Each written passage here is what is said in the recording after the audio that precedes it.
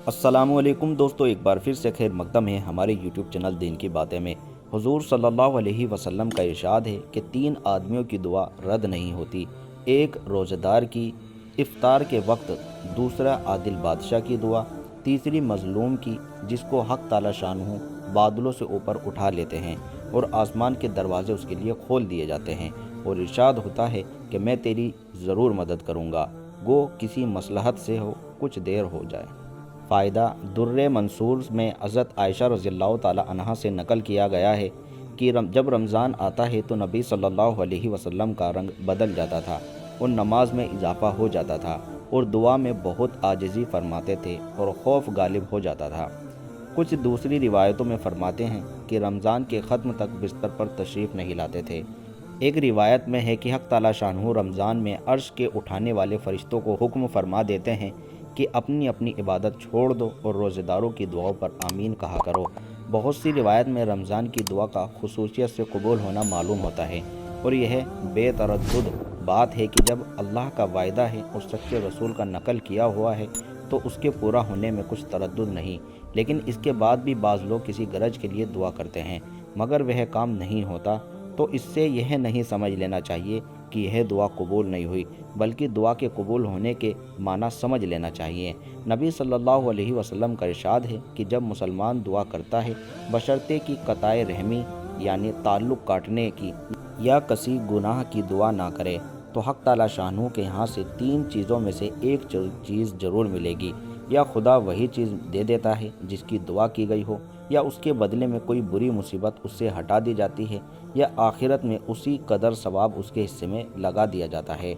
एक हदीस में आया है कि क़यामत के दिन हक़ ताला शानहू बंदे को बुलाकर इरशाद फरमाएंगे कि ए मेरे बंदे, मैंने तुझे दुआ करने का हुक्म दिया था और उसे कबूल करने का वायदा किया था।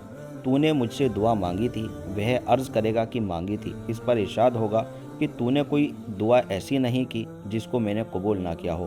तूने फ़ला दुआ मांगी थी कि फ़ला तकलीफ़ हटा दी जाए, मैंने उसको दुनिया में पूरा कर दिया। और फ़ला गम के दफ़ा होने के लिए दुआ की थी मगर उसका असर कुछ तुझे मालूम नहीं हुआ, मैंने इसके बदले में फ़ला अज़्र व सवाब अब तेरे लिए मुतय्यन किया। हुज़ूर सल्लल्लाहु अलैहि वसल्लम इरशाद फरमाते हैं कि उसको हर दुआ याद करवाई जाएगी, उसका दुनिया में पूरा होना या आखिरत में उसके एवज बतलाया जाएगा। इस अज़्र व सवाब की कसरत को देख कर बंदा इसकी तमन्ना करेगा कि काश दुनिया में इसकी कोई भी दुआ पूरी ना हुई होती और उसको इस कदर अज़्र मिलता। गरज दुआ निहायत ही अहम चीज़ है, इसकी तरफ से गफलत बड़ी सख्त नुकसान और ख़सारे की बात है।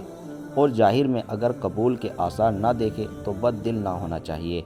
इस रिसाले के ख़त्म होने पर जो लंबी अहादीस आ रही है, इससे यह भी मालूम होता है कि इसमें भी हक़ ताला शानहू बंदे ही के मसाले पर नज़र फरमाते हैं। अगर उसके लिए उस चीज़ का अता फरमाना मसलहत होता है तो मरहमत फरमाते हैं, वरना नहीं। यह भी अल्लाह का बड़ा एहसान है कि हम लोग बका औकात अपनी नाफहमी से ऐसी चीज़ें मांगते हैं जो हमारे लिए मुनासिब नहीं होती। इसी के साथ दूसरी और अहम बात काबिज़ लिहाज ये है कि बहुत से मर्द औरतें तो ख़ास तौर से इस मर्ज़ में मुब्तला हैं कि बस औकात गुस्से और रंज में औलाद वगैरह को बद दुआ देते हैं। याद रखें कि अल्लाह ताला के दरबार में बाज़ औकात ऐसी ख़ास कबूलियत की होती है कि जो मांगे मिल जाता है।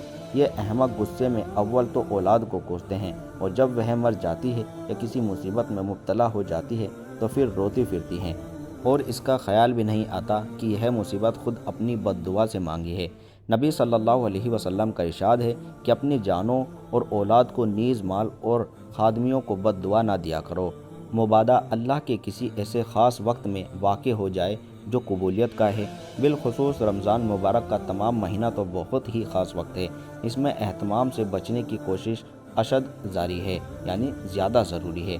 हज़रत उमर रज़ियल्लाहु ताला अन्हु हुज़ूर अक़दस सल्लल्लाहु अलैहि वसल्लम से नकल करते हैं कि रमज़ानुल मुबारक में अल्लाह को याद करने वाला शख्स बख्शाया है और अल्लाह से मांगने वाला नामुराद नहीं रहता।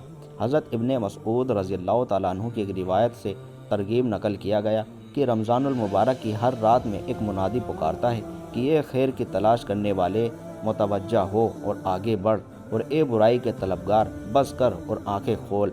इसके बाद वह फरिश्ता कहता है कि कोई मगफ़िरत का चाहने वाला है कि उसकी मगफ़िरत की जाए, کوئی توبہ کرنے والا ہے کہ اس کی توبہ قبول کی جائے، کوئی دعا کرنے والا ہے کہ اس کی دعا قبول کی جائے، کوئی مانگنے والا ہے کہ اس کا سوال پورا کیا جائے۔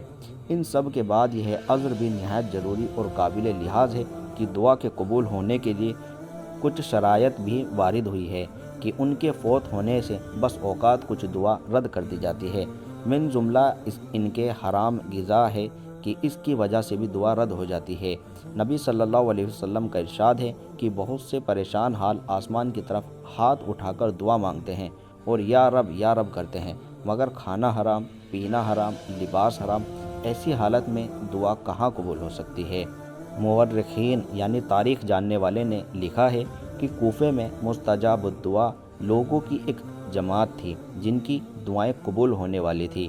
جب کوئی حاکم ان پر مسلط ہوتا تو اس کے لیے بد دعا کرتے، وہ ہلاک ہو جاتا۔ حجاج ظالم کا جب وہاں تسلط ہوا تو اس نے ایک دعوت کی جس میں ان حضرات کو خاص طور سے شریک کیا گیا، اور جب کھانے سے فارغ ہو چکے تو اس نے کہا کہ میں ان لوگوں کی بد دعا سے محفوظ ہو گیا کہ حرام کی روزی ان کے پیٹ میں داخل ہو گئی۔ اس کے ساتھ ہمارے زمانے کی حلال روزی بھی ایک نگاہ ڈالی جائے جہاں ہر وقت سود تک کے جواز کی کوششیں جاری ہوں۔ ملازمین رشوت کو اور تاجر دھوکہ دینے کو بہتر سمجھے۔